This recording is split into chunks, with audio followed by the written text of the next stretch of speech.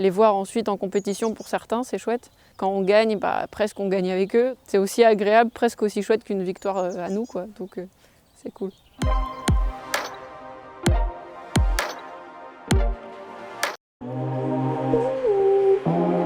Kanakin, c'est un anglo-arabe de 11 ans. Ça fait un peu plus de 2 ans que j'évolue avec lui.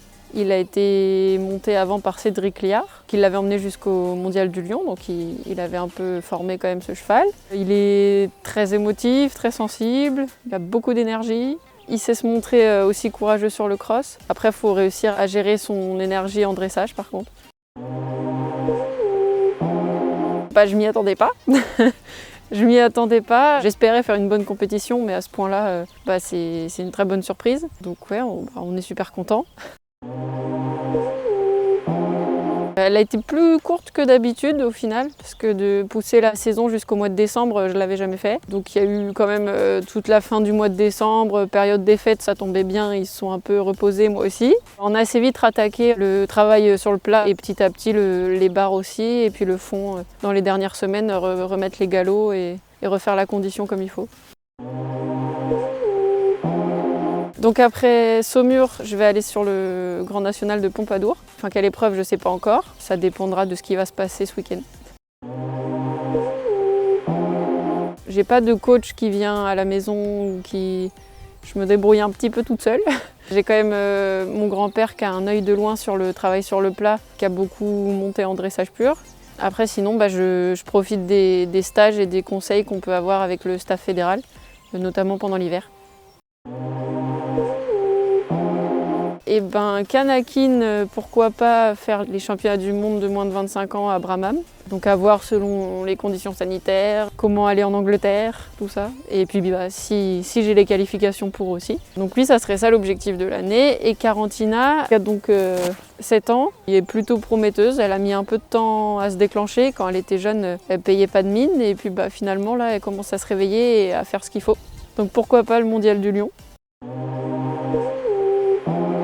Surtout que j'ai commencé toute petite, donc c'est même toute une éducation que ça donne. Ça donne des responsabilités par rapport à nos poneys, puis chevaux. Même les Shetland, au début, on a des responsabilités. Enfin voilà, ça fait beaucoup de belles rencontres aussi bien sportivement que humainement. Il y a beaucoup de belles personnes dans ce sport. J'aime bien transmettre, évidemment, si on n'aime pas, ça devient compliqué. Transmettre du coup à des plus jeunes. Je travaille surtout avec des enfants et des ados, peu d'adultes. Maintenant je suis plus à l'aise, mais au début donner des cours à des adultes avec mon âge, on n'est pas toujours à l'aise et au final ça se fait bien. Donc ouais, l'enseignement pour transmettre et pour les voir ensuite en compétition pour certains, c'est chouette. De voir l'évolution, quand on gagne, presque on gagne avec eux. Donc, quand ils gagnent du coup, on a quand même un rôle dans l'équipe, donc c'est aussi agréable, presque aussi chouette qu'une victoire à nous, quoi. Donc c'est cool. Vous allez perdre votre argent, non je rigole.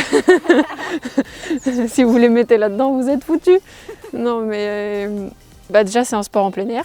Surtout en ce moment, c'est un gros point positif. D'être dehors, même avant toutes ces histoires de Covid, c'est quand même important, c'est primordial de se dépenser un peu en extérieur. Le contact avec l'animal, ça oblige à avoir certaines règles, donc ça donne une éducation, ça donne des responsabilités, même minimes, mais quand on est enfant, ça commence gentiment à apprendre la vie. Et puis la relation avec un animal, tout simplement, c'est quand même génial, il n'y a rien de mieux.